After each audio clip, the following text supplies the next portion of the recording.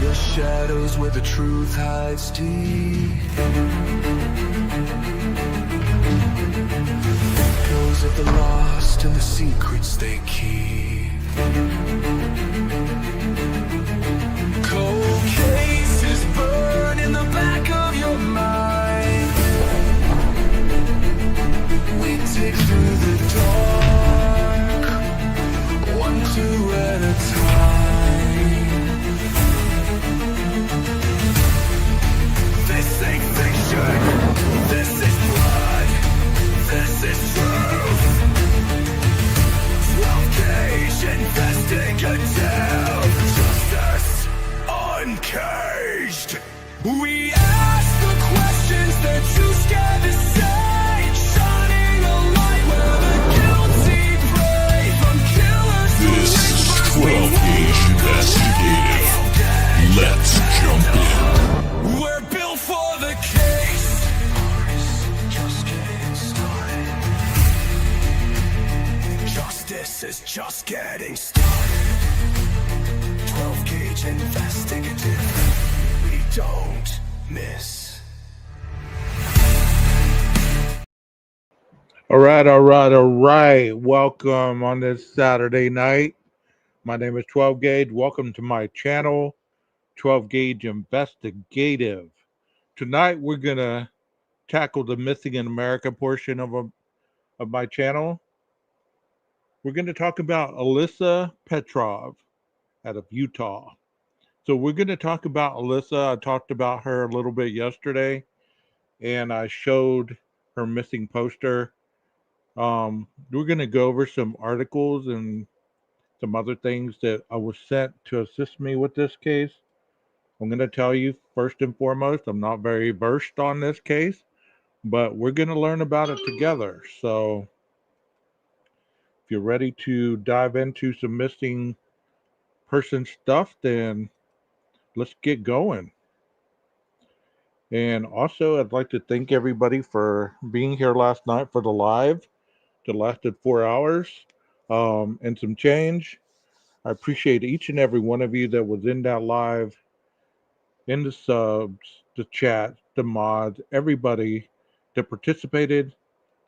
It was deeply appreciated. Thank you so much. So I'm going to go ahead and start by showing you some of the stuff that I've received on this case. And you know, it's pretty sad that these cases don't garner a lot of attention, kind of like some other cases do, but you know, it's needed all over the U.S. for these cases to be spoken about. So here we go. It says charges filed for third man tied to investigation of missing teen girl.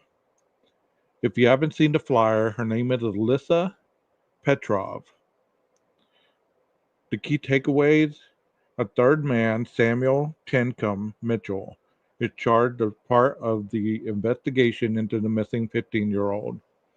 Mitchell faces 5 counts of sexual exploitation and enticement of a minor charges.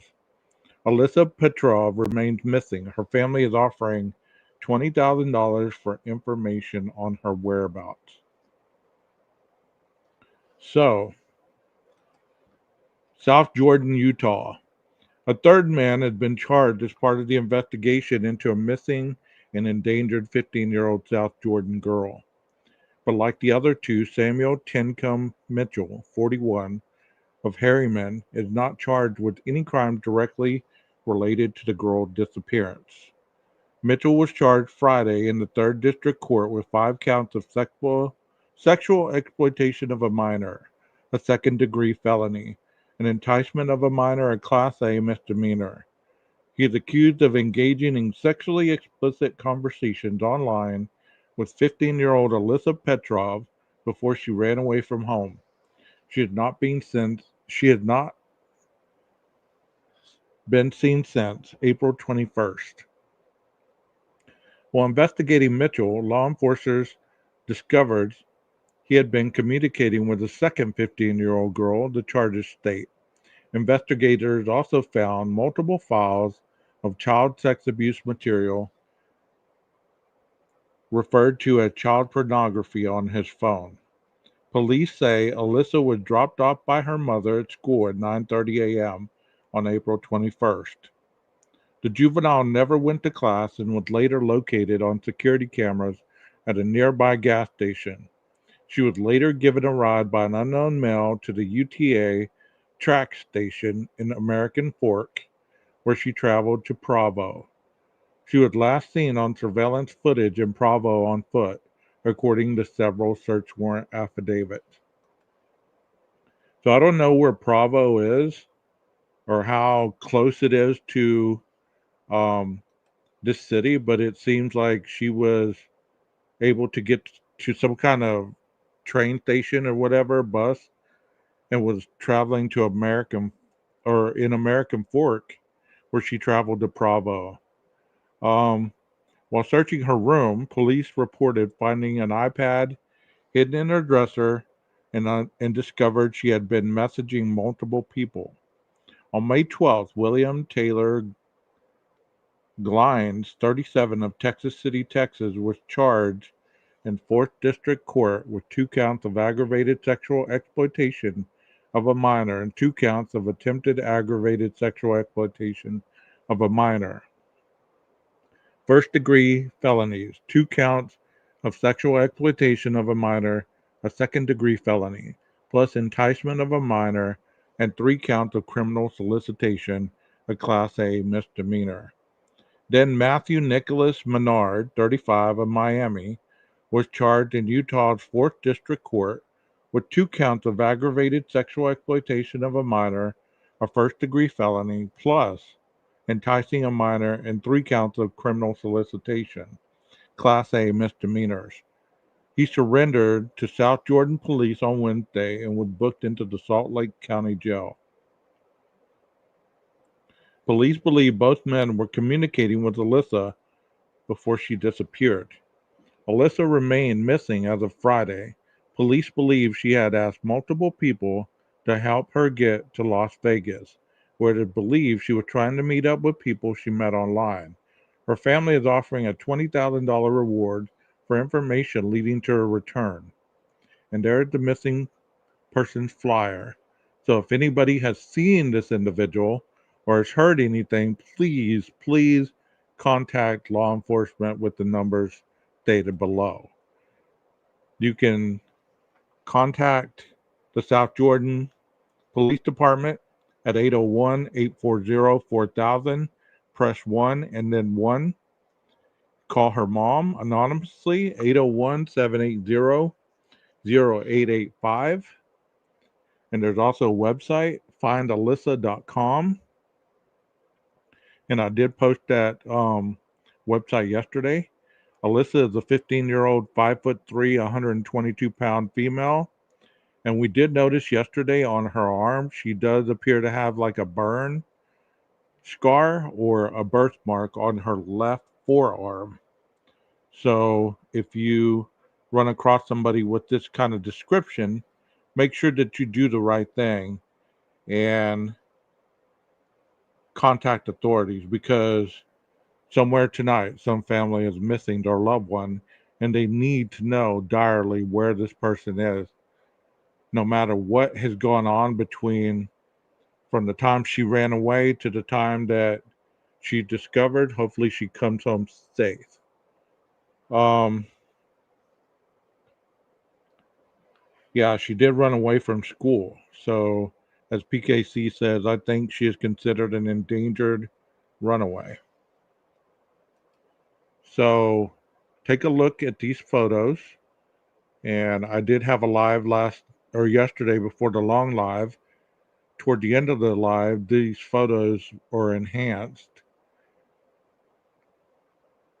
The key takeaways for this article were generated with the assistance of large language models and reviewed editorial team, blah, blah, blah. So that's that one. And let's go to the next article.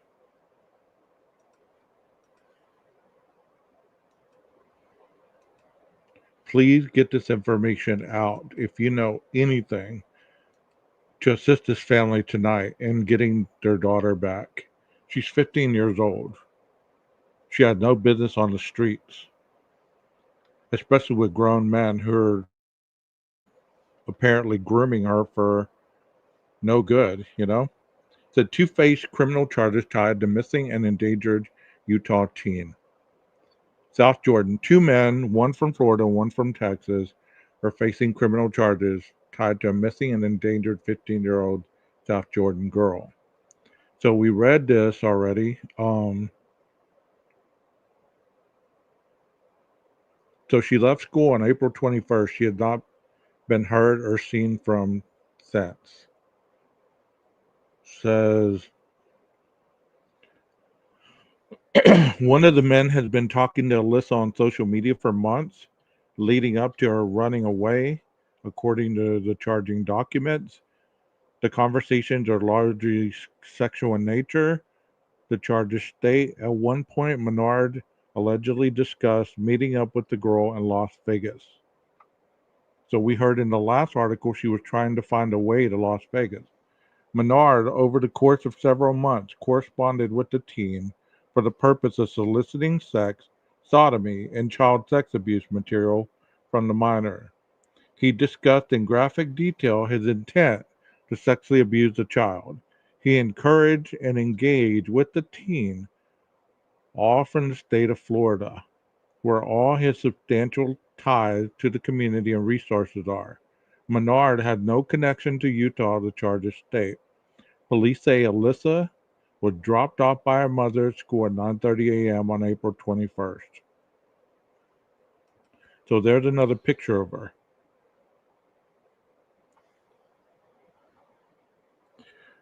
I don't think so because they arrested these three men. So she was talking to these three men. This one that I was just talking about was the one that was supposedly going to meet up with her in Las Vegas. So they arrested him. So I don't think if she made it to Las Vegas, she didn't make it to meet up with any of these men. It said the juvenile never went to class and was later located on security cameras at the nearby gas station, like what we just talked about. She took UTA tracks, whatever that is, if that's a train, if that's a bus, in American Fork, where she traveled to Provo. She was last seen on surveillance footage in Provo on foot. So she was seen on a surveillance camera. And when they were searching a room, they found the iPad that had all these conversations on it.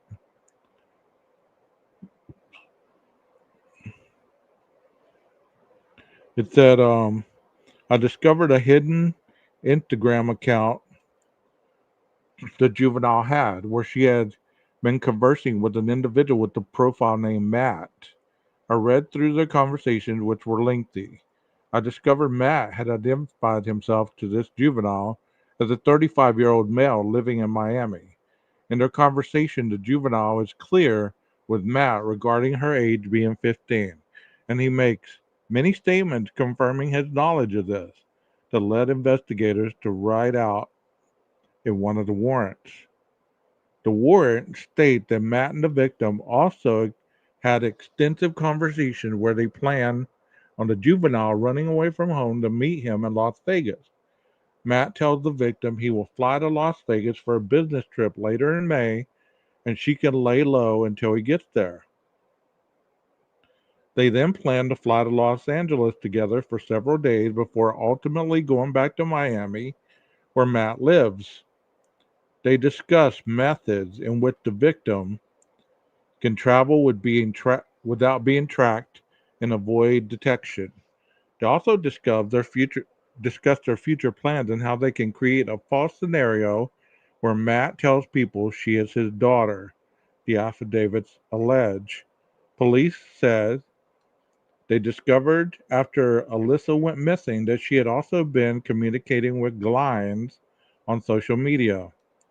During the entirety of Glines' conversations with her, the conversations are largely sexual and sadomasochistic in nature. I hate that word. charging documents state. He also instructed her to continue participating in actions that she told Glines were causing a negative impact on her mental health. An arrest warrant has been issued for Glines in Utah. On May 9th, the Texas City Police Department put out an alert on its Facebook page asking the public to be on the lookout for Alisa. A complaint filed in Galveston County in Texas on May 8th states that Alisa used a stranger's phone at a busy stop in Utah to send Glines a message stating she was safe. Police encourage anyone with information about where Alisa is to contact their local law enforcement agency immediately. Alisa is listed as a runaway juvenile who is endangered, South Jordan police said. Alisa is attempting to meet individuals she met online using multiple social media platforms and chat applications. And the parents say, Alisa, if you can see this, please know that we love you. We will always love you. We miss you. All of your friends and our friends are very worried too. We all want you to come back home. You will not get in trouble for running away. We're not mad at you. We absolutely love you regardless of what happened, and you are welcome home at any time. We just want you to return back so that we're together as a happy family who care about each other, and we will try our hardest to make you happy. Please come back, her family wrote on findalisa.com. And that is that document right there. That is sad. So is it possible she met who she was talking to? Awful.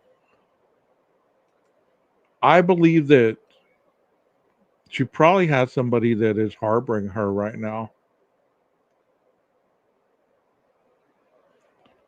Because where's she at? And if she made it to Las Vegas, who's taking care of her? You know what I'm saying? How is she eating? How is she safe from the elements? All this other stuff. So take a look at her face. There's many people that are all over this internet, all over this YouTube streets. Take a look at this face. 15 years old. Alisa Petrov, endangered runaway, who has multiple men that have been arrested for soliciting sexual exploitation from this 15-year-old child. A Miami man turned himself in. That's what we were just talking about. So this guy right here was going to fly out to Las Vegas. Matthew Nicholas Menard, 35, is facing several charges in the Beehive State, including aggravated sexual exploitation of a minor. That said, he was booked over into the Salt Lake County Jail. Just sad. And he probably just stated, well, I don't know where she's at. I was just talking. I was just talking to her. It's not like I was really going to go meet her. It's kind of like those To Catch a Predator back on Dateline a while back. They always had this kind of, well, I was trying to protect her from bad people, but you brought condoms and weed and liquor and all this other stuff. You're going to protect her by what? You get what I'm saying? It says it's been more than a month since anyone has seen 15-year-old Alisa Petrov, and the Utah community is coming together to help bring her home. Let's share her face. Let's help find her, said Rhonda DeQuire, founder of Missing American Network.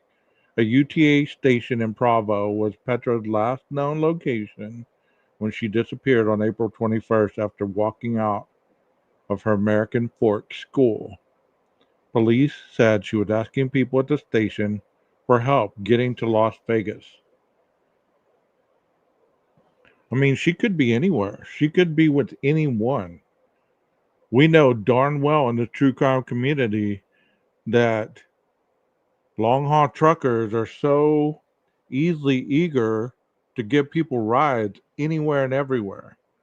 And as we've documented. Not all of them are on the up and up.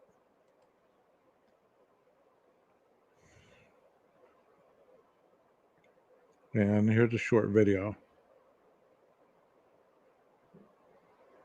My daughter went missing on April 21st. It's been 4 weeks now. Alisa Petrov was last seen at a train station in Provo. Her dad, Nikolai, could barely find words to describe the feelings he's been going through. It's like super stressful. You don't know what to do, and then you feel like you can't actually do anything. Matthew Menard from Miami and William Glines from Texas City are facing multiple charges, including aggravated sexual exploitation of a minor, enticement of a minor, and criminal solicitation. Police say they both communicated with Alisa before she disappeared. I mean, I'm glad that they were able to get these predators off the internet. You know what I mean? I'm glad they were able to get these predators off the internet. They have no business enticing a 15-year-old child to leave home and to run away and to meet up with them and to concoct a story to say that one of them was going to say that she was his daughter. These kids think they have a handle on things, not realizing what being out there on their own really means. And you know, a lot of these men that entice these young children have nothing going for them whatsoever. They tell us she is trying to meet people she met online, but they haven't found her yet. If somebody sees her, they should definitely call the police. I would really appreciate if somebody can actually do that. Alisa's family is pleading for her to come home. Alisa, if you see this, please come back, because we really want you back. We love you. We love you a lot. We will love you no matter what happened. We still want you home. You wouldn't get in trouble for running away. We just want to have you back in our family so that we are all together. Hanging on to hope the best that they can. Had a lot of good times together, and we want to have more of these good times in the future.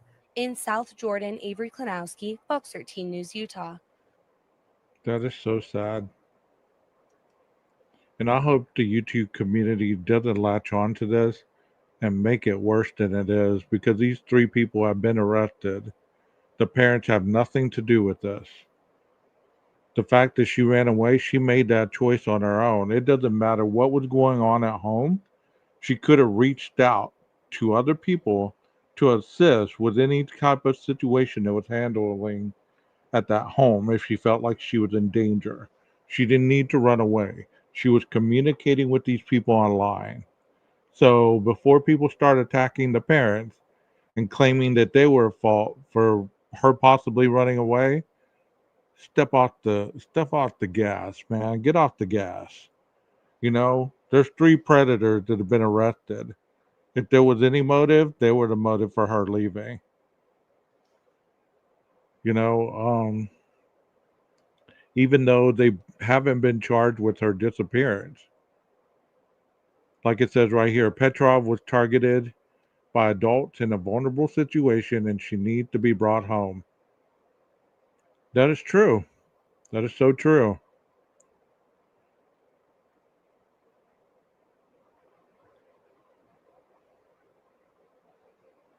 I mean, there is power in sharing this in social media.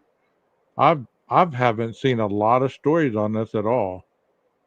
You can be living on the East Coast and see a West Coast missing person flyer, and it's so important to know that you share could hit the right person who might have seen this child.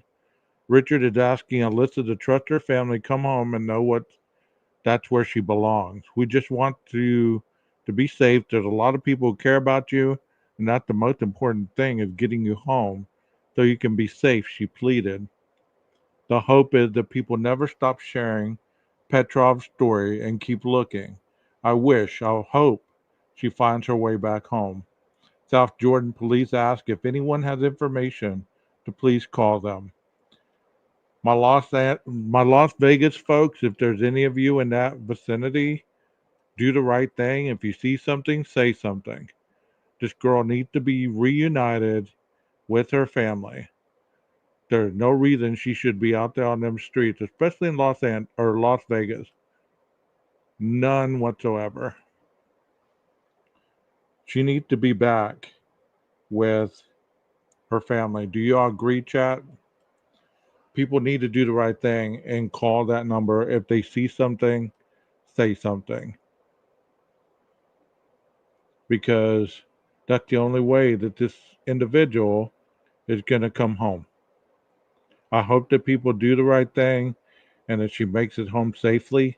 Because, after the first 48 hours, it's not a very good chance that people are going to come home. And that's sad. I'm gonna listen to what Grizzly True Crime had to say about this, and I'm giving Grizzly all the credit for this video. I'm gonna comment on it as I have any questions or anything like that. But Grizzly True Crime did this video, and I'm giving her total credit. So maybe she had some stuff that the news has not shared.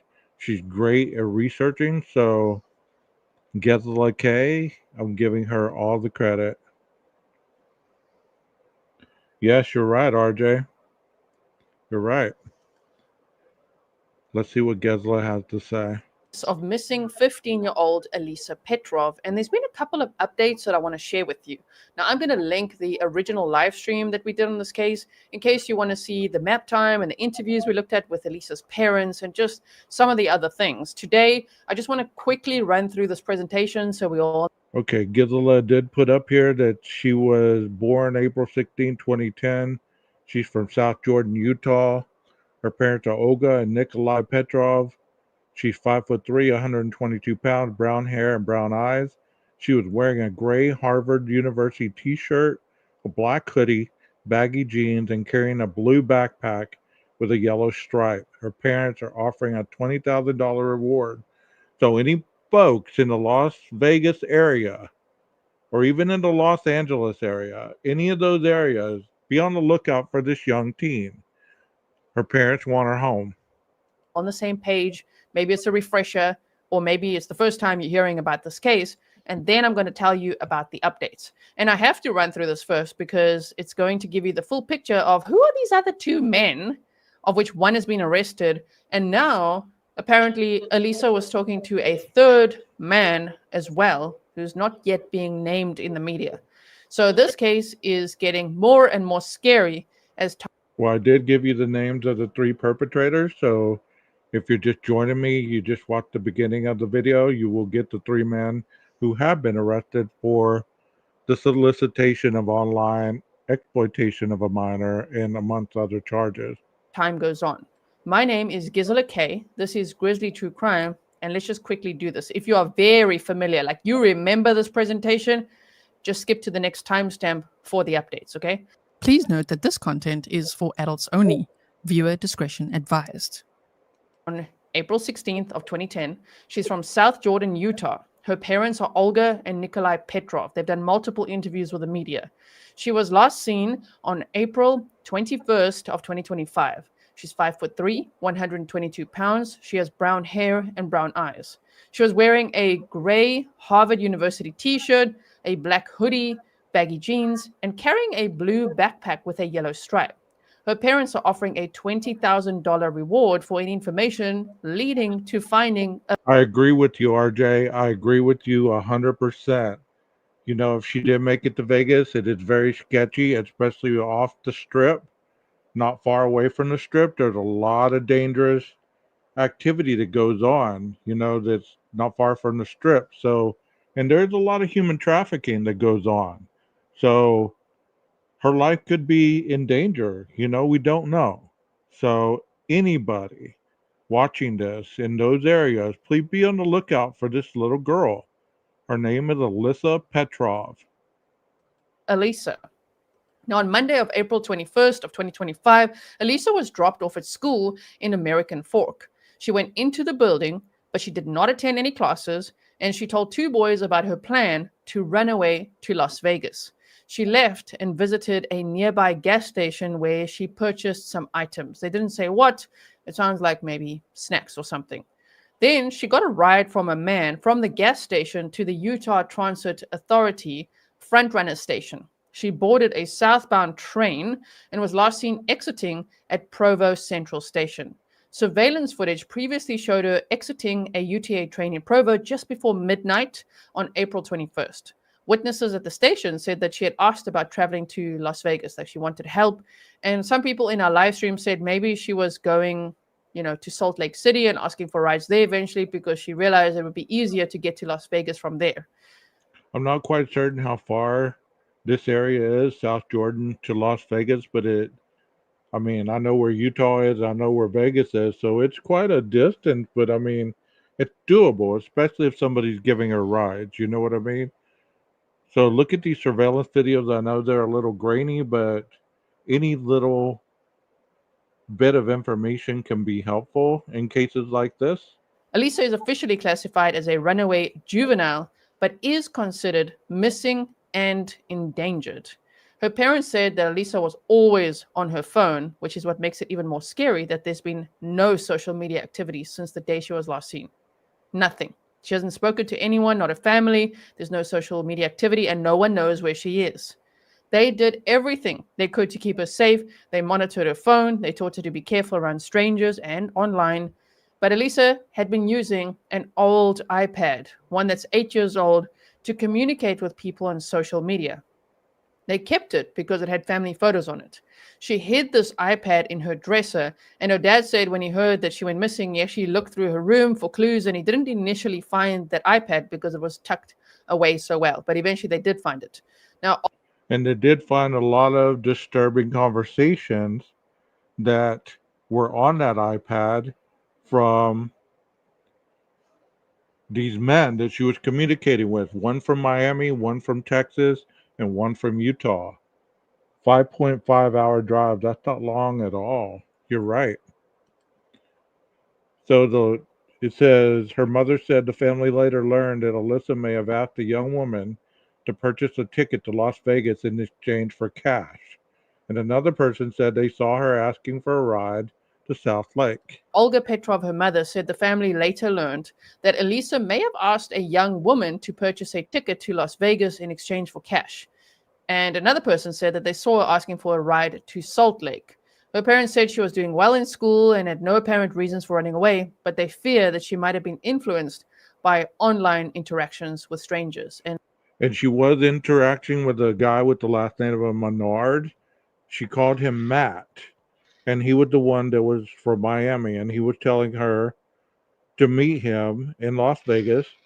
They'd meet up and go to Los Angeles for a couple days and then eventually fly back to Miami where he would introduce her as his daughter. So he was planning on keeping her around. He's a 35-year-old male, which is in custody at this point. And based on everything I know about these types of online interactions, yeah, that's what I fear too. And I really worry about where she is now. And especially because now there's also a third man, in the picture. And all these men are in different states, and it's getting a little bit weird. Like, do they all know each other? Is that what they're eventually going to prove or not? And where is she? So, at least 2 alleged predators, now 3, were having conversations with Alisa on social media. Court documents say they slowly gained her trust and convinced her to send them nude photos of herself and to engage in their sexual fantasies. One lives in. So that's why it's so imperative to be mindful of a lot of things that are going on with your young family members, even if they aren't your children. They could be your grandchildren, they could be your nieces, nephews, whoever. It's always an imperative act to be mindful to gain as much trust and information that you can from them. Because look at these individuals were soliciting nudes from this 15-year-old girl. Something at home, and that doesn't mean that's what happened, okay?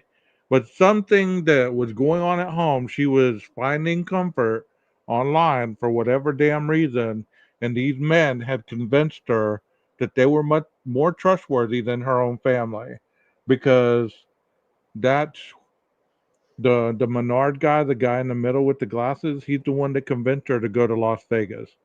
Is that the guy she messaged to not contact her? She's run away. The Vegas guy, because that would blow the whole Vegas theory. Well, the guy right here with the glasses, he's the one that convinced her to go to Vegas and then Los Angeles and then to Miami. Yeah, I'm sure they did send her money. She supposedly used somebody else's cell phone to contact. Let's see which one. I'm getting them confused. Glide right here, that she made it safe wherever she ended up. So she contacted this guy in the blue. This other guy was the one that she was going to meet in Las Vegas. So maybe she had planned to meet both of them in Las Vegas. We don't ever know. Maybe she was playing on all three of them. in Texas, the other in Miami, Florida. That's how they operate online. They Yes. they connect on common interests. They gain the victim's trust. Then they get them to send progressively more racy photos, and then comes the fear factor. Then they say, if you do not do what I ask you to, then I'm going to show these photos to all your friends at school. Well, I'm going to tell your parents. And so they go. We actually discussed a horrifying case quite recently as well about a former hospice care doctor who was enticing minors online and getting them to eventually harm themselves to the point where one even took their own life. So it can get really scary. So for those people who don't think that coercive control can happen online, or grooming, or how terrible it is how these predators operate. I mean, there's even a group called, I think it's 764 or something. Have you looked into that? It's really scary what these types of people are getting minors to do. I started watching Gisela very early on. She was one of the first creators that I used to watch true crime, and I always like her content. I always like it. Based on online interactions, and then the fear they feel and how trapped they feel, and they have no one to talk to, especially because they think they're going to get in trouble if they tell anyone, look, I've been on social media and I sent a picture of myself, so this is what's going on, which is why I always say, I think education is key, and having an open door policy for talking about things like that. Just telling kids, if this ever happens to you, just don't feel trapped. You're not alone. Come and talk to me and we'll sort it out, right? And that's easier said than done a lot of times, because we as adults, we think, well, there's nothing that our child could ever talk to us about or come through that door and talk to us about that we didn't want to hear. But honestly, how would you handle this if you're in the position where you have a grandchild, whether you have a niece, a nephew, a daughter? How would you handle the situation if you found out that these men were soliciting nudes from your little girl? Would you be calm, cool, and collective? That is the question, because a lot of times it's easier said than done.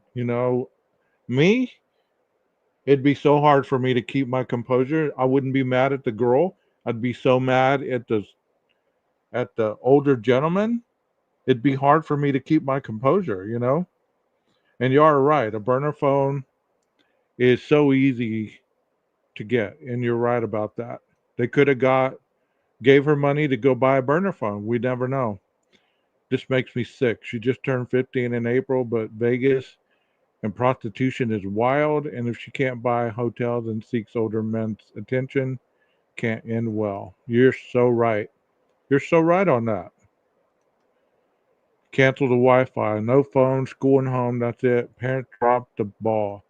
But I've heard stories, because I work with juveniles, and I have nieces and nephews and loved ones that are young, and they tell me that their friends have phones for them at the school. Even if their parents take their phones away, they have these extra phones that they use the Wi-Fi from the school, and they let their friends use those phones all day long to communicate with people, to text, to be on social media, all these things. So they have the access to that phone. And their parents have taken their phones away. They're just using phones from their friends. I mean, and it's hard to monitor. I know there has to be a way, but that's just part of the game that these young juveniles play with All the people there trying to protect him from these predators right here. And by sorting it out, I mean call the police and get those people arrested, right? So yeah, how's this already that one lives in Texas and the other in Miami, Florida?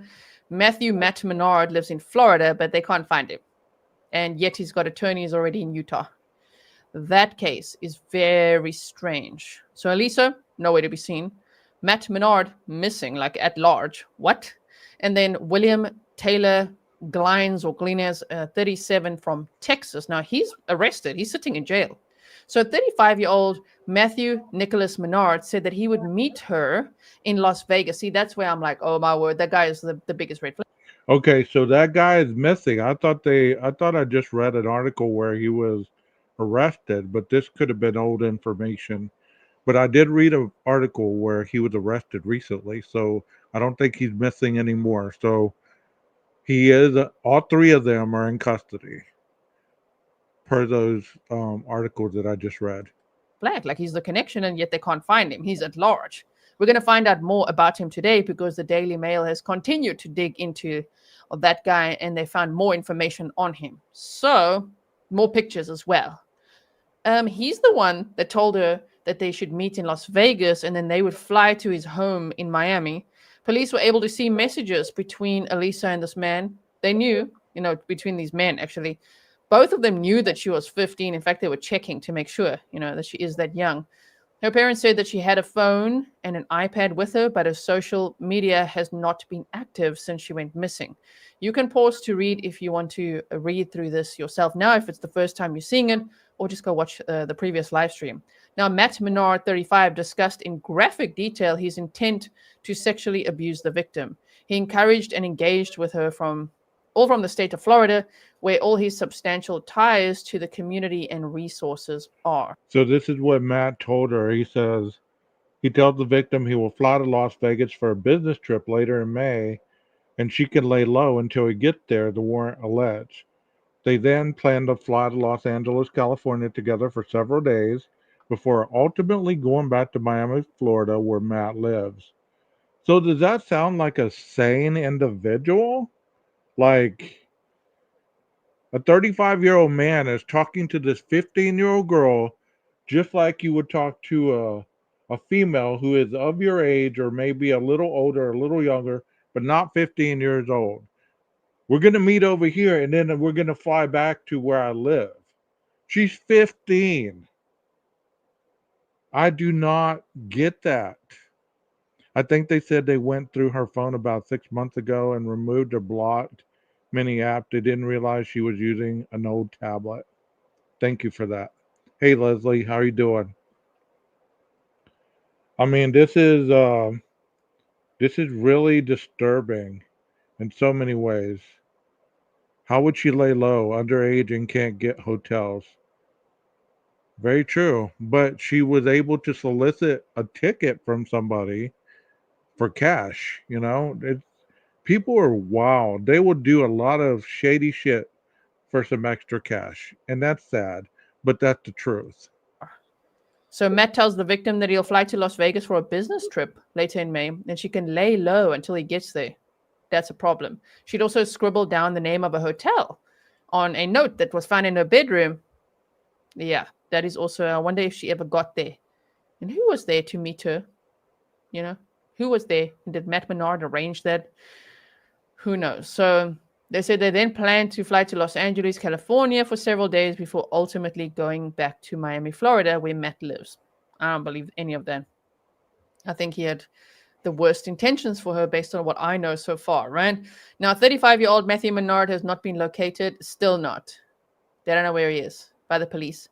But he's already been charged with aggravated sexual exploitation of a minor, enticement of a minor, and criminal solicitation. So So, if you were to have a conversation with this 35-year-old man, what would you ask him? How would you start the conversation? So, what intent did you have with this 15-year-old girl? And where is she? Where is she? Where is she? Hey, Walt, thank you for being here. You can buy a bus ticket online, easy, and transportation isn't a problem. It's the housing that makes me wonder. You're right on point. You're right on point for reals. That is some good thought patterns right there. He's at large. He's lawyered up in Utah, even though he lives in Florida.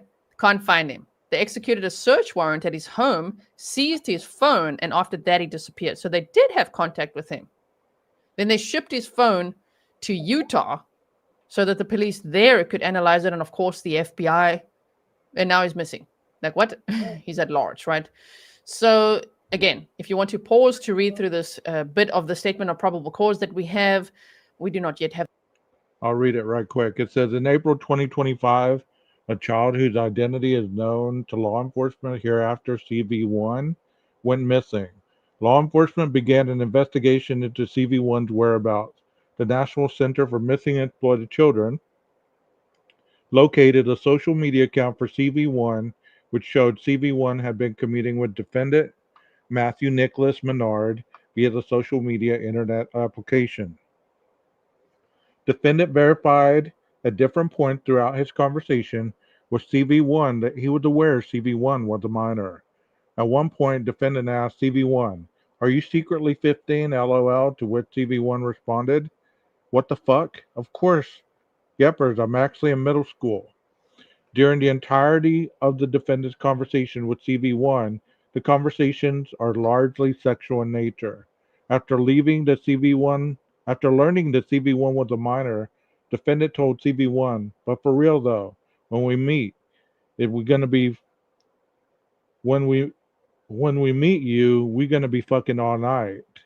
Defendant also told CV1, "I want to tie you where your hands are tied or your legs so I can F you and you can't move."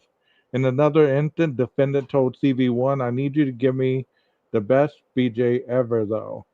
I need some deep throat action. I want to F your throat and I'm coming in your mouth and you're S-ing it out like a straw." Wow. So these type individuals need some kind of like, I don't know. I could not handle this if I was a dad. I really couldn't. If I was reading this about my daughter, I don't know how I would react. I don't think I would be so calm knowing that a 35-year-old man was talking to my 15-year-old like this. I think that I would like come unhinged. I think I would come unhinged. I don't, am I wrong for that, chat? Am I wrong to feel that way?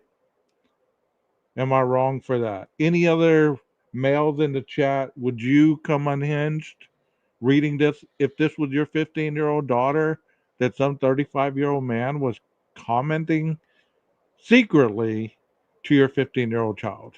Have the full probable cause. It takes a little bit of time to get documents out of Utah. It's a little complicated, but working on it. But we read through all of this. So if you want to pause to read, do that.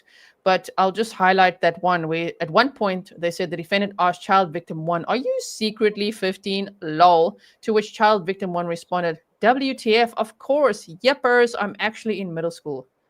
That just always breaks my heart reading that because you can just hear how young she is. So here are the 6 counts against Matthew Nicholas Menard. They say unknown address. Okay. And he spoke to her between January 17th and April 20th. She was last seen on April 21st. But this third guy that they're now saying she was talking to, not this one, this is the second one. There's a third one, was talking to her up to 2 days before she left. So we'll look at that in a moment. Alisa was also talking to a 37-year-old man, William Taylor Glines from Texas City, Texas, since February 3rd of 2025. He double-checked that she was 15. He was arrested on May 8th of 2025. Yes, the guy on the left and right, same guy. It's just this is like, I don't know what, Snapchat catfishing galore. And on the right-hand side is, yeah, the mask is off. You've been arrested. They found some sickening stuff on your phone, dude. Now, he's facing 10 charges, including aggravated sexual exploitation of a minor, attempted aggravated exploitation, sexual exploitation of a minor, enticement of a... You can just hear these charges are horrific. He was also charged by police in Texas with possessing more than 50 child SA material, images or videos on his devices. So, South Jordan Police Department is leading the investigation. They have the assistance of the Texas City Police and the FBI. What about the police in Florida? I guess the FBI would be helping there. But what's happening in Florida? Where's this Matthew Menard guy? And now there's some other guy in Utah as well. Oh my goodness. So, a cyber tip from the National Center for Missing and Exploited Children revealed that God, it just makes me so angry. Makes me so freaking angry. But you know what? What's sad is if YouTube really gets a hold of this, they're gonna flip this all the way around. I hope they don't. I really do. I hope that they stay with the facts. I hope they don't flip it around and make these predators victims. You know what I mean? I'm with you. Even if she's going with it and acting out, these men should know better. Fucking thickos. Yes. Amen. Amen to that. And that is not fake outrage. That is real rage for sure. I mean, people that get on these platforms and talk of younger girls like this as well are just as sick. It's all over the place. And nobody holds them accountable. It's almost like it's no big deal. And I think that's why a lot more people are lenient with feeling like they could approach 15-year-old girls, 13-year-old girls, 14-year-old girls without consequence because to our society, there's a lot of people that don't think this is wrong. They don't think it's wrong at all. No big deal. Because they're going to make an excuse for the person who is the predator. Alisa was communicating with two men, now three. One of the two men has been arrested, the other still at large. Okay, then we went over all the posts from the South Jordan Police Department, just updating everyone on the investigation, of course. And then we also shared the flyer. If you go to Google and you type in Alisa Petrov missing flyer, there'll be many options. I'm also going to link the website that her parents have set up as well, in case you want to go and check that out and just follow, the information that they're posting over there. And please do share these flyers on social media. I mean, one thing I'm thinking right now, she was talking to 3, could she have been talking to 7? Could she be talking to 10? Do they even know all the people she was talking to? You know what I mean? Like, they did find the iPad. They found these 3 conversations. But how many more was she having that wasn't on that iPad? Could she have secretly really conspired something and is in Las Vegas in harm's way? You get what I'm saying? And I'm not trying to create anything nefarious, but I mean it just logic to me. If she was talking with these 3, they weren't the only 3 she was talking to. And if she was sending nudes to these 2 or however, how many more other people was she sending those to? Here, you can also like this video and share it to get the information out. Hashtag Alisa Petrov would be helpful to rise it all together. Okay, so now let's look at the updates. So they say a third man from Harriman is now connected to the case. Connected to the case. Is it going to end up being like a ring of people all over the country? I don't even know. It sounds like it. Jordan. A third man is now under investigation in the case of missing 15-year-old Alisa Petrov, according to a newly released unsealed search warrant obtained by KSL. The warrant details disturbing communications between the teen and a 41-year-old Harriman man. As of this publication date, KSL TV is not naming the man because he had not been criminally charged on Wednesday.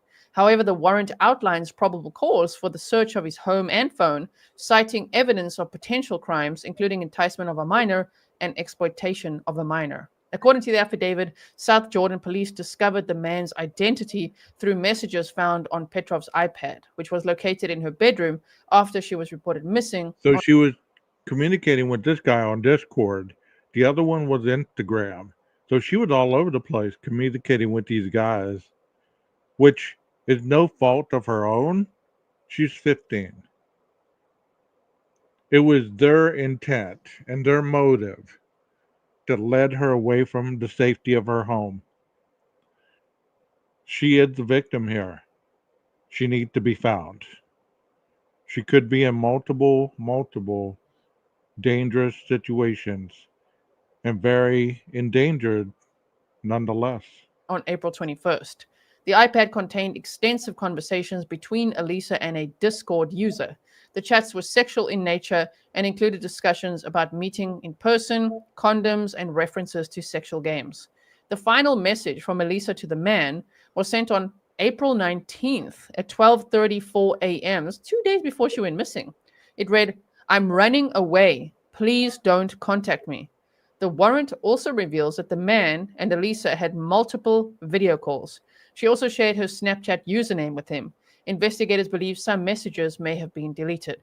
Now, remember, we've seen cases like this before. Remember Madeline Soto's choir teacher that was arrested for enticing minors online on Discord?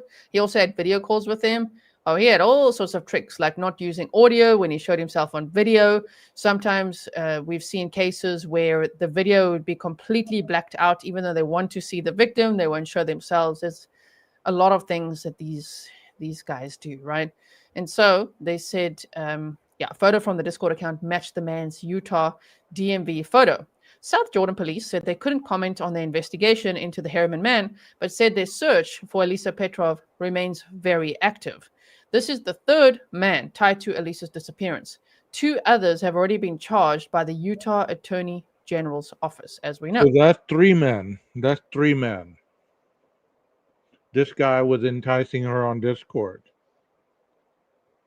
The other were on social media accounts. One, I believe, is Instagram. William Taylor Glines, 37, is in custody in Texas. However, the Attorney General's office said the second suspect, Matthew Nicholas Menard, 35, of Florida, had still not been located as of Wednesday. Did you check his mother's basement? According to an earlier search warrant, Miami police previously contacted Menard at his Florida home and seized his phone, which was sent to South Jordan police for analysis. I actually remember reading, and we're going to read through that in a moment. I think it was Matthew Nicholas Menard's parents have both passed away. So yeah, still, did his mother have any property? Did you check his basement? Where is he? Where is that guy? Like, how can he just be completely at large, missing? What do you mean? Where'd he go? How long can he hide out? And is Florida looking out for him? I'm glad that the Daily Mail's found more pictures of him that we're going to look at in a moment, in case you spot him. What if you live in Florida or wherever, because he could be anywhere right now, and maybe you spot him? Did he leave the country? I don't know. I just hope they find him, and more importantly, I hope they find Alisa. This is so... She said, is she in his mother's basement? Wow, I guess a lot. I don't know what case you were referencing there, but that sent chills up my spine right there, man. concerning. A 15-year-old. What? And then all these terrible creatures that were talking to her. Oh, my word. Okay, so court records show that Menard has retained attorneys. How is that possible when he's like missing, but he's hiring attorneys in Utah? What is happening? They said KSL TV contacted them requesting comment, but did not hear back as of Wednesday.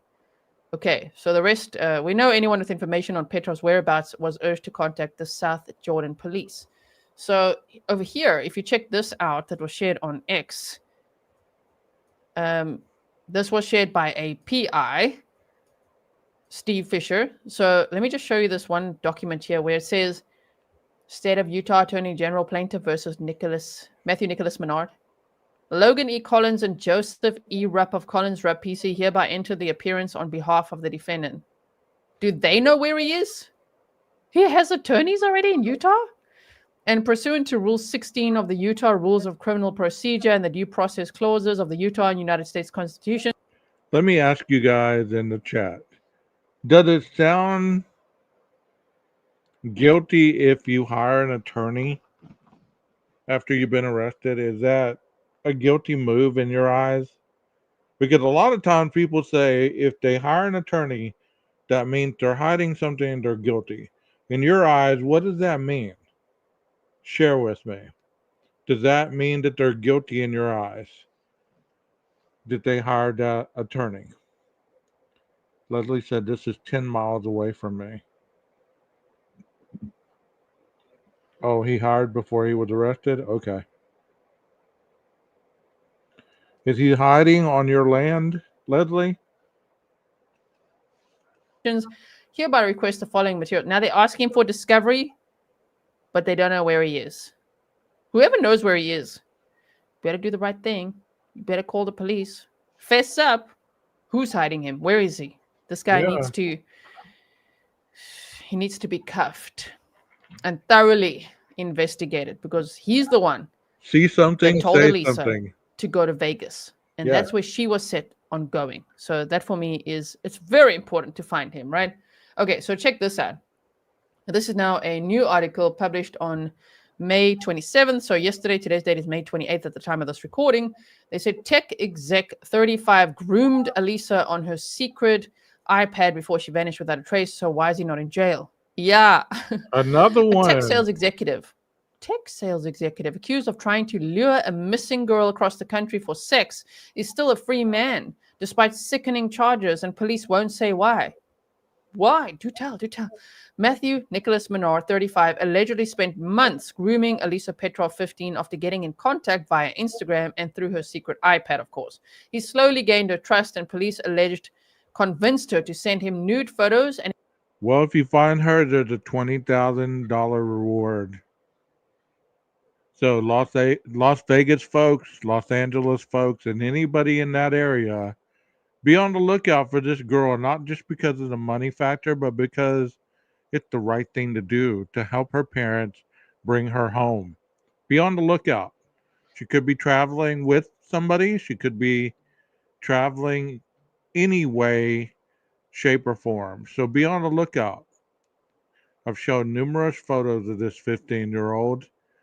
Unless she's wearing a disguise, unless she's tucked her hair under a hat or, any kind of disguise that people use these days. Kids usually wear their hood up on their hoodie so you can't see their face. Be on the lookout. She had a black hoodie.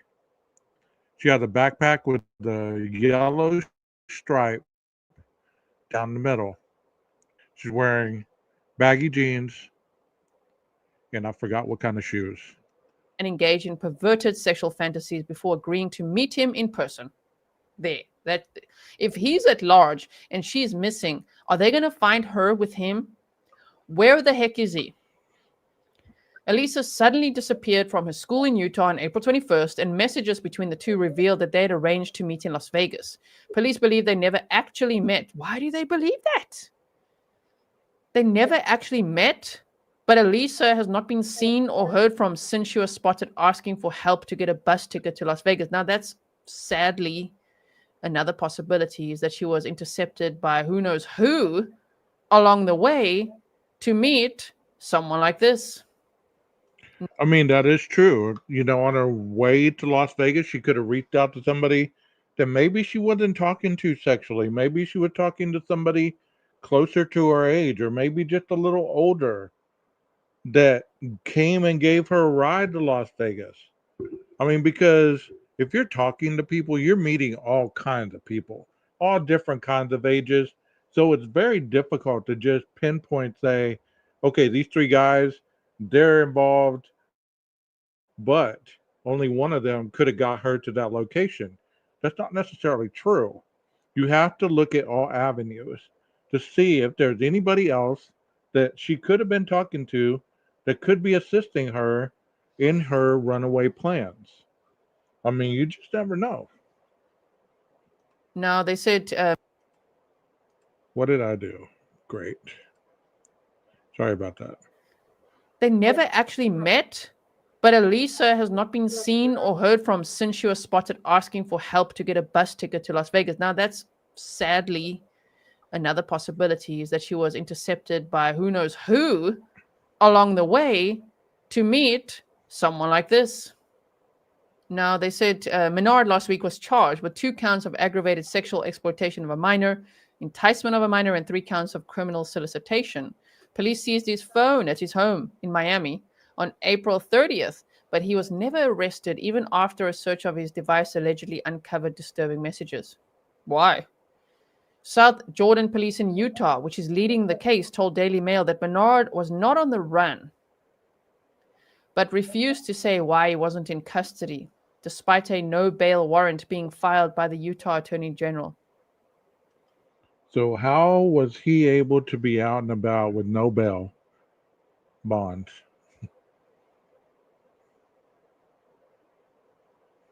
Okay. What? Does he have immunity? You know what I mean? Like, are they offering Yes. him some kind of deal to find where she is, to uncover this entire ring of people? I'm speculating. I'm just like, that sounds weird to me.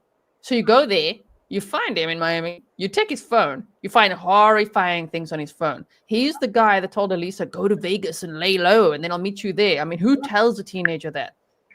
Some little girl, go to Vegas by yourself and lay low. How does that even work? So where's she gonna lay low at in Vegas? Anybody have any ideas where a 15-year-old could lay low in Vegas and not be spotted? Where could you lay low in Vegas?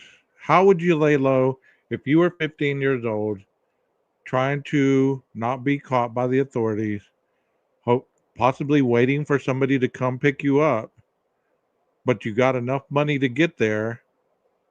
Where are you going to go? Where are you going to lay low at? Share with me, chat. Unless he organized some hotel room for her. Did she get there? Who was there waiting for her? I don't know. But what? Refused to say why he wasn't in custody despite a no bail warrant being filed. Here's a picture of Alisa.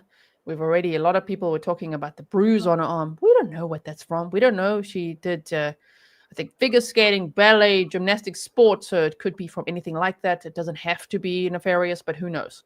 So it is all concerning, all of it. Okay. The Miami Police Department refused to explain why Menard was not in custody or even confirm the South Jordan Police asked it to help. City of Miami PD is always willing to assist other agencies if they call upon us. If there was an investigation from the City of Miami, we would not share that information, it said. Okay, so is there an investigation? I hope so. Every other police agency in South Florida said they were not involved in the case. And the FBI said it was only helping in the search for Alisa and referred questions to the South Jordan PD. Menard's lawyers, Collins Rupp in Bountiful, north of Salt Lake City, did not return calls. A second man that Alisa was talking to, identified as William Taylor Glines from Texas City, was arrested on May 8th and remains in custody. His charges allege he started talking to Alisa on February 3rd and at one point said he was double checking that she was 14 or 15. Many other conversations detailed in charging documents included explicit sexual language and nude photos. Glines was charged with aggravated sexual exploitation. We've gone over his charges already. He was also charged by the police in Texas with possessing more than 50 CSAM images or videos. He is yet to enter a plea. Police have not said if Menard and Glines knew each other. Now here, this says, my youngest and his sweetie. Menard's mother, Elizabeth, wrote next to a photo of the couple in January. It's not clear if they were still together when he was charged. See, they found more photos of this guy. Okay, Menard. Okay, so lady, where's the lady? Do you know where he is? It says next to a photo of the couple. Yeah, where is he? Menard works as a client executive at cybersecurity firm Acronis and previously at the cloud computing company IT Savvy, which was bought by Xerox last year, according to his now deleted LinkedIn profile. Oh, he's deleting profiles as well. He described himself as a results-oriented sales professional with a passion for building strong client relations. The youngest of four brothers, Menard grew up in Noblesville. Another one that is a performance-driven person. That seems to be the headline of most people's LinkedIn pages. They're performance-driven. You can get your best bang for your buck with me. Well, this guy was a pedophile, obviously. How many do we have on YouTube that are petties? Outside Indianapolis with his parents, Oliver, who died in 2023, and Elizabeth with his parents, Oliver. Does that mean both parents died? This sentence is weird. Okay, the youngest of four brothers grew up in Noblesville outside with his parents, Oliver, who died in 2023, and Elizabeth. Okay, so it sounds like his dad died. His mother's still around. Okay, they check his mother's basement. He moved first to Chicago and then to Miami and brought home a pretty blonde girlfriend to Thanksgiving last year, where they all wore matching Thankful for Family jumpers. My youngest and his sweetie, Elizabeth, wrote next to a photo of the pair in January. It's not clear if they were still together when he was charged. But beneath Menard's clean-cut designer stubbled face was allegedly a depraved desire to sexually abuse young girls. Police detailed in affidavits the disturbing messages between Alisa and Menard dating back to January 17th. At one point, Menard asked the girl, "Are you secretly 15 lol?" And we went over that, of course, as well. Wow, they really dug up lots of pictures. So this tells you that you just never know who these people really are, who people really say they are. This individual obviously has a successful portfolio. He has a blonde girlfriend who they view as, attractive and all this other stuff. His mother, the apple of her eye. This guy, behind the scenes, is concocting a plan for a 15-year-old to go to Las Vegas, go to Los Angeles, and then ultimately fly her back to Miami and pose as his daughter.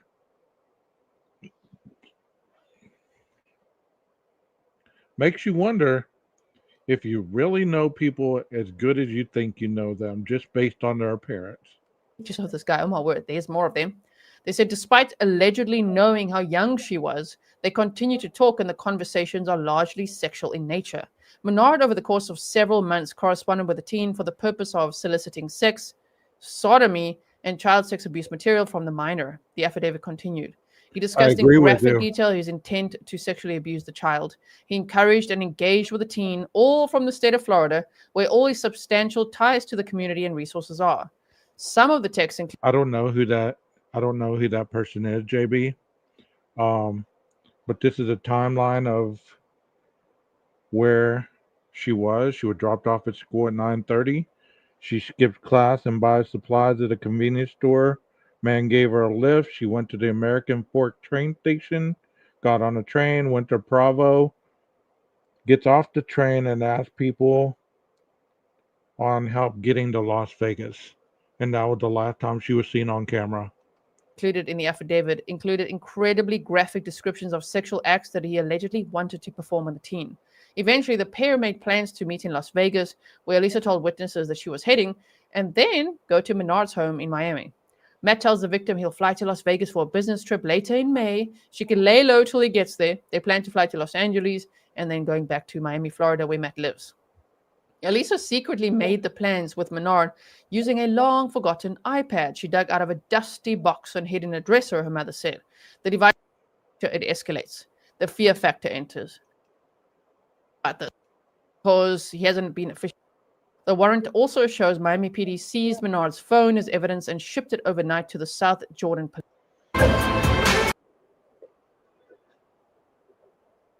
Okay, we've gone over all that information at the beginning of the video.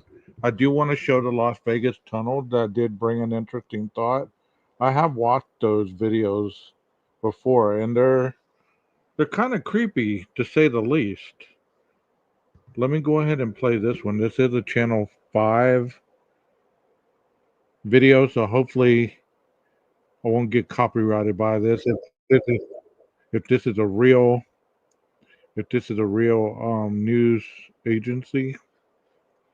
Let's watch the tunnels.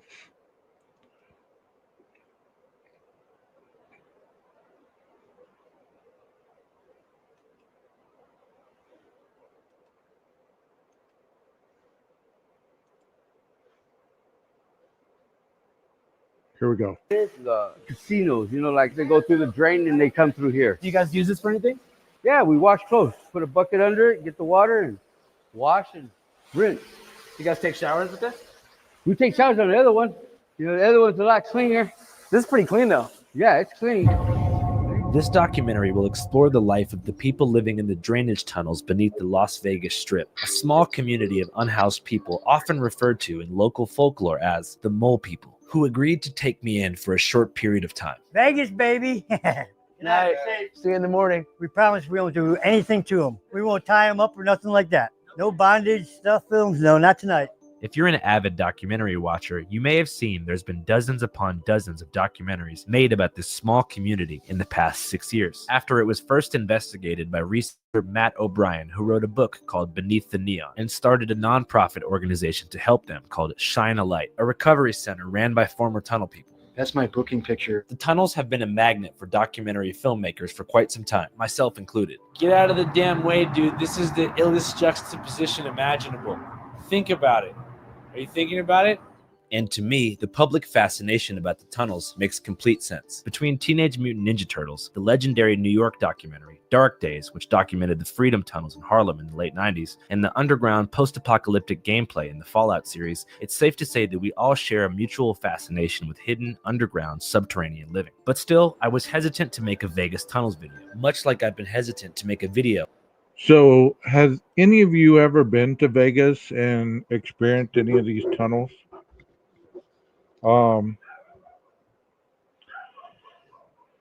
I've seen, they're flooded. Hold on a second, guys. I got somebody at the door.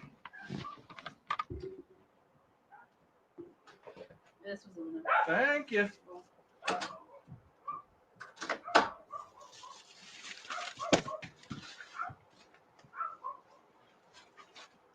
All right, sorry about that. Amazon came early.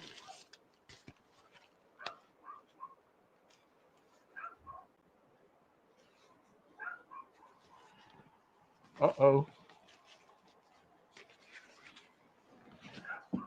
Let me play some more of these tunnels. Let me speed it up.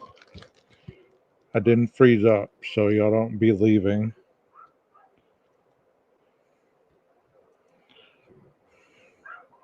And everything. Superman knocking the guy out. A fight scene with superheroes plays out on the Strip, and now this video is making the rounds on Facebook. 13 Action News reporter Brian Callahan spoke to street performers about how often they have to deal with this stuff while they're just trying to earn a living. That's him. Really? Yes, Animal. Yeah, that's who just passed away. Oh, fentanyl. Damn. Is that how a lot of people are dying down here? Yes, they are. People are getting in mess and everything and dying. There's two that was just died up on the ledge here. Found a bag of Coke. They thought it was a Coke on the Strip. And they snorted a line of it and it killed them. Killed them both? Killed them both. I mean, it looks just like meth. I don't even want to do meth anymore. Yeah. So tired of it. Tired of the way people look at me and everything like that. When you smoke meth? Yeah, well, yeah, just being. So do you think that Alisa could potentially be in these tunnels?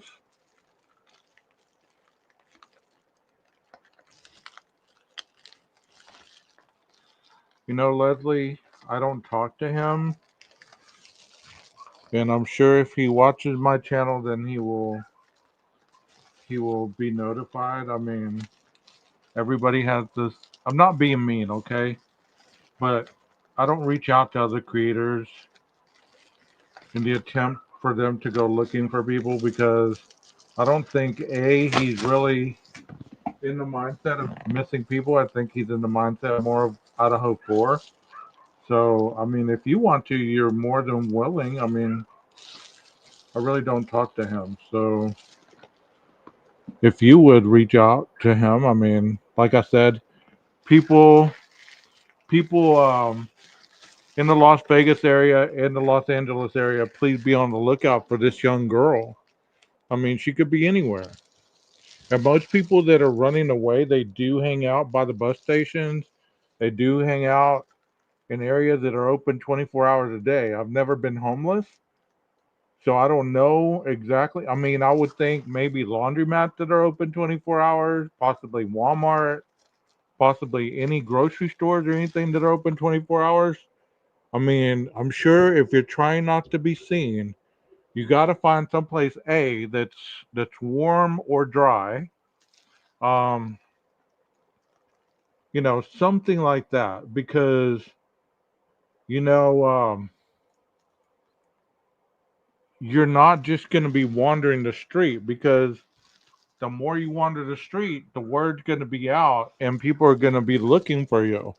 So I would say that you would be somewhere where it's is kind of safe, but it's open 24 hours a day. I mean, it could be a truck stop, it could be like a Denny's, an IHOP, Waffle House. I mean, anything like that. You could sit in a booth, and if you have a little bit of money, you can sit there all night and drink water. Go to the bathroom. You know, she has to be somewhere where she can lay low and possibly be talking to the individuals who are trying to hide her out. So I would say that it would be somewhere where, she's not easily found. For a month, I don't know. I mean, that is a long time. You're right. That is a long time. You're correct. But I mean, anything's possible. Anything's possible. I don't know.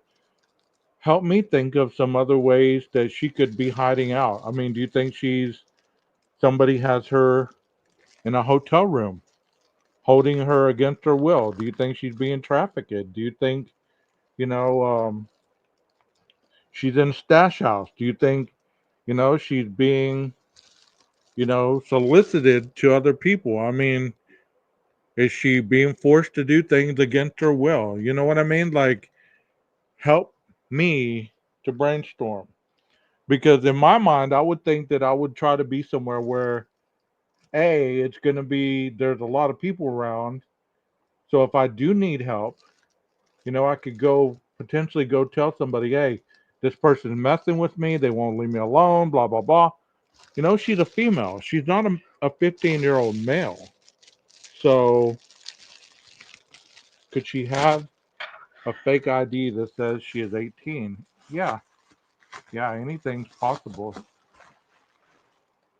And if people are messing with her as she's walking down the strip, how's she going to protect herself? How's she not going to get abducted?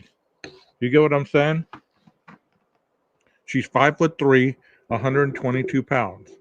How is she going to protect herself? And you're right. For a month, what's she going to do for that month? How is she going to be able to withstand laying low, hiding out for a month? What would she be doing for a month? I don't see her going to a shelter. That's too high risk. They're probably on to, there's probably flyers. There's probably flyers, all over the Walmarts, all over the post offices, stuff like that. What could she be doing for that month? Help me out here. 15 years old. You think she's with somebody? You think somebody is dashing her out for one of these guys? Do you think she met somebody else and maybe had nothing to do with any of these guys, and that person is possibly, you know, doing stuff to her that, you know, is, against her will? Because that's the sad part of all these stories is you don't know, and especially if it's a young female that's out on these streets, no matter what your mind says that people are good people and they're going to look out for young kids and all that. No, they're not. As you saw in this story, 3 men from across the country were grooming the little girl. 3 men were grooming this 15-year-old little girl. So if you believe that any type of man, I'm not talking about 40, 50, 60, 70-year-old men. I'm talking about anywhere from 20, 30, early 40s. They're going to try to exploit this young child more often than not in this world that we live in. You get what I'm saying? And I hate to be of that mindset. I hate to be of that type of mind, to think that there are people that are more apt to do that than to help this young girl. But it's just a sad state in which we live, and I don't really believe that there's people out there that are going to be like, "Oh, you're missing, you ran away from home. Let me help you get home." If it's I mean, as sad as it is, she could run into a female that is a predator. It doesn't always have to be a male. It could be a female as well, or a duo. It could be a man and a woman looking for a mark. They find their mark. What are you going to do? You get what I'm saying? This is a tough chat. We grow up fast in here, so I hope everybody can take the lingo and the language that I use, because I'm trying not to be graphic because I don't want to think the worst, but like RJ said, a month already, that's a long time to not hear anything. But we've heard of kids that are trapped in safe houses, not safe houses, but stash houses, being tricked out to older men for money. And they're viciously exploited for months and months and months and months. You know what I mean? Yeah. You're right. JB, you're right. So if anybody's seen Alisa or they know anything about Alisa Petrov, she's 15-year-old female, 5'3", 122 pounds, please contact the authorities in your area and let them know anything that you've heard or seen. Yeah. And that's the sad state of our country these days. Is these young girls and boys get picked up and used and discarded. That's a sad state. That's why they need to be found quickly. They need to be found as quickly as possible. To have a lot of eyes looking for them. Because the quicker we find them, the better the chances of long-term damage being done to them. At 15, you would think, yeah, I want to go to Las Vegas. I want to see Vegas. I want to see the lights. I want to see the strip. I want to see all that stuff. But at 15, you have no business being in Vegas on your own, much less to meet a 35-year-old man. No business whatsoever. What do you think, chat? Am I right on point or am I off key here? Because I'm very passionate about this right now because it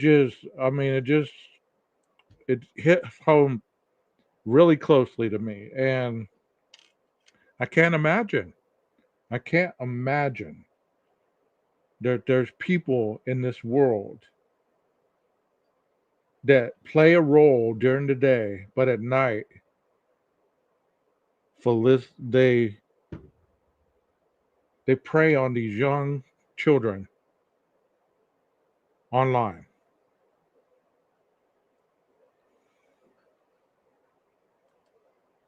That she was being groomed by three men known for sure there's other risky behavior going on. Vegas is a nightmare for troubled youth. At 15, I would not have the balls to run off to Vegas. I don't know a lot of people that would. I've seen so many documentaries about Vegas. Sure, the strip looks nice and Fremont Street and all that stuff. But there's another side of Vegas that I've also seen in these documentaries that they are waiting for tourists to come to rob, to rape, to steal, to dispose of in the desert. And that's right on point, And you know what's sad is a lot of times these young girls and young boys, when they run away, they think they're running into something better than they have at home. And it's never the case. It's never the case because they're promised freedom, they're promised drugs, alcohol, whatever it is, and they think that it's much better than what they have at home. There was a girl kept in a tent at a homeless camp, and she was a mess. Three men held her. And you know what the sad part of our country is, too?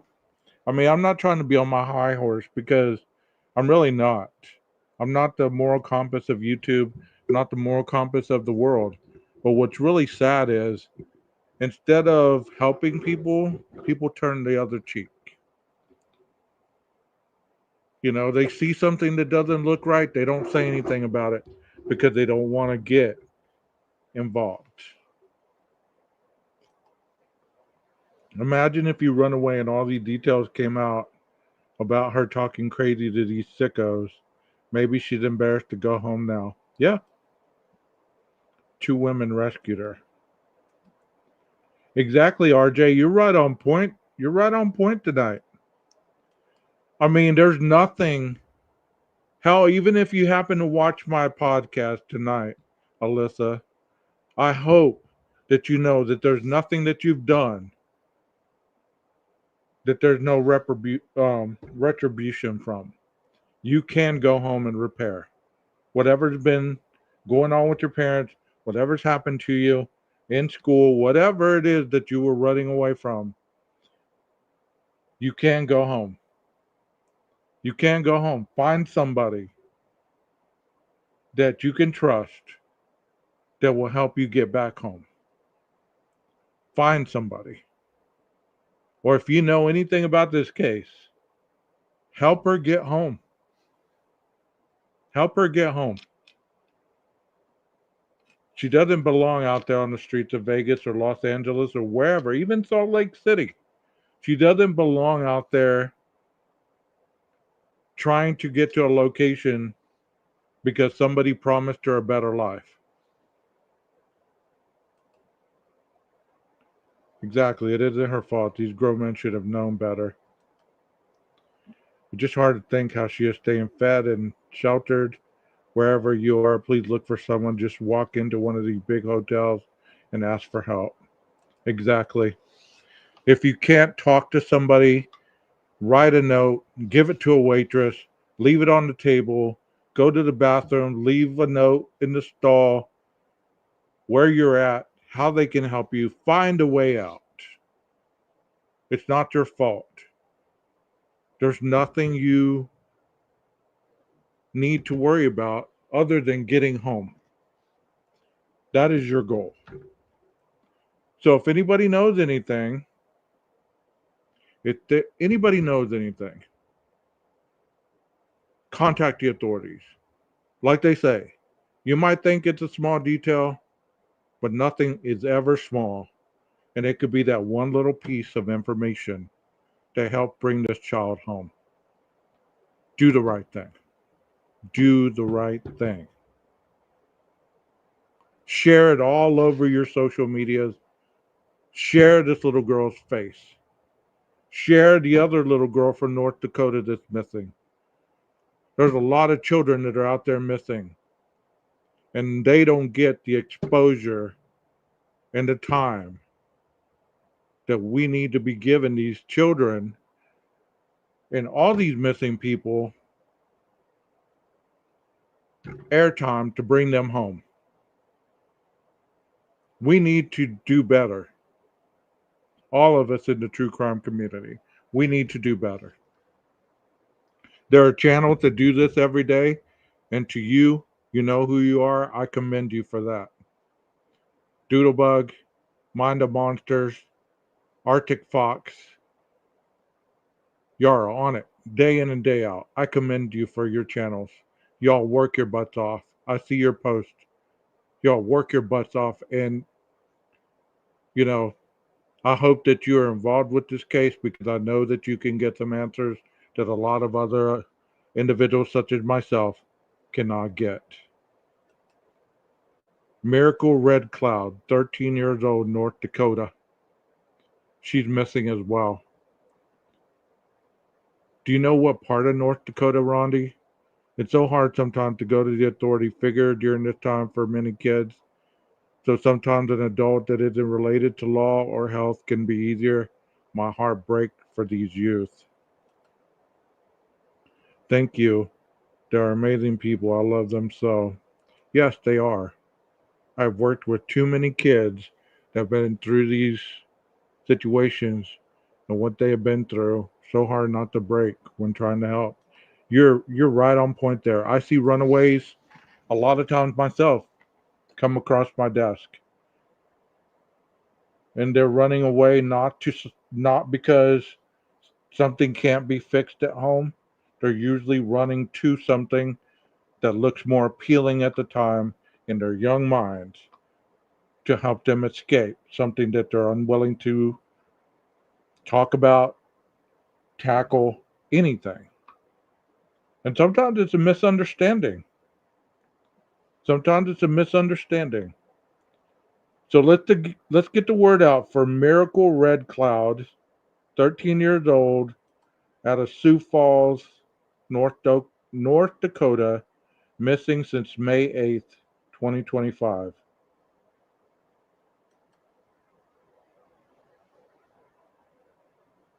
Yes, indeed. Thank them so much for all they do. They work their butts off every day doing this without ever expecting 1 ounce of money in return. It is selfless. 5'2", 99 pounds. She is from, once again, she's from Sioux Falls, North Dakota. Been missing since May 8th. Her name is Miracle Red Cloud. She's 13 years old. 5'2", 99 pounds. See, these girls are small. Alisa is only 5'2", 122 pounds.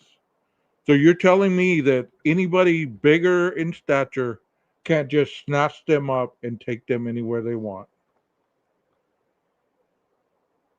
Please, I urge you, if you see something, say something. Quit using that idiotic G code. You know what I mean? Stop worrying about snitching and all that BS crap. If you see something, say something. These children need to come home. And if home's not where they need to be, let the authorities work that out. At least get them to a safe place. These sex motels, these stash houses, all these places are not safe for these young children or anybody. Anybody. And you say it's not my business. I don't know them. Well, I don't know either one of these two little girls, and I'm still talking for them. I'm being a voice tonight for these two little girls who I don't know, never met, have no affiliation with any of them. But you know what? They need to come home. It doesn't matter what they did. It doesn't matter what they were doing. That can be ironed out later through therapy. Get these people home. They need to come home. They don't need to be out on the streets of Vegas or Los Angeles or any place in between.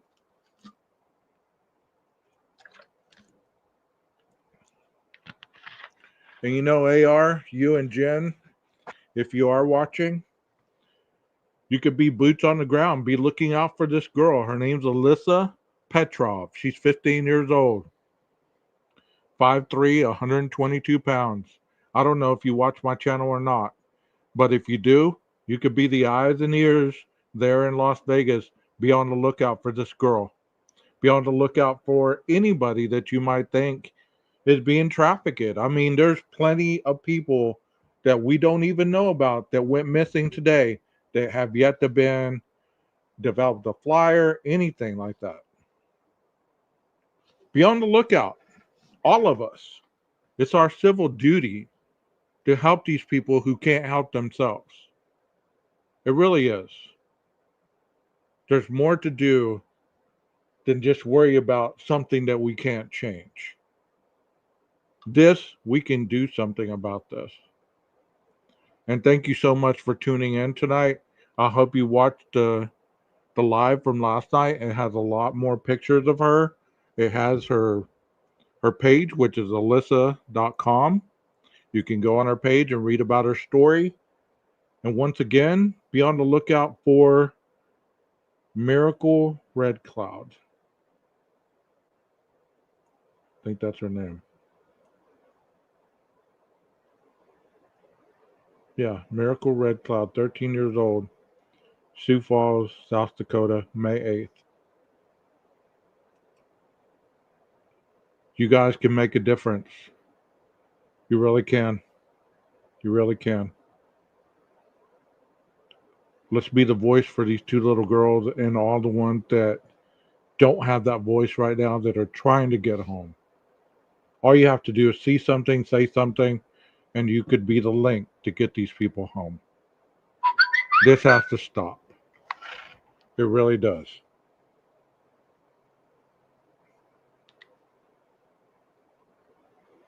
Once again, Miracle Red Cloud, Sioux Falls, South Dakota. 5'3", 120 pounds, South Dakota, May 12th, missing. Another one, Elena Wilson. Another one from South Dakota. And they keep going on and on and on and on. But yet we don't ever hear about these people. I know 3 creators that bust their ass every day, and they, I mention them. Maybe we need to do some more research as true crime people and actually research how to find these people.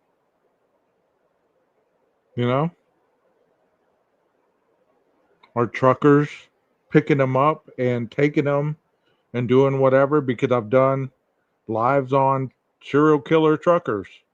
That's not beyond the realm of possibility. Could it be somebody that picked her up? Picked any of these girls up? We don't know. But we can make a difference. Once again, thank you so much for being here, all of you in the chat.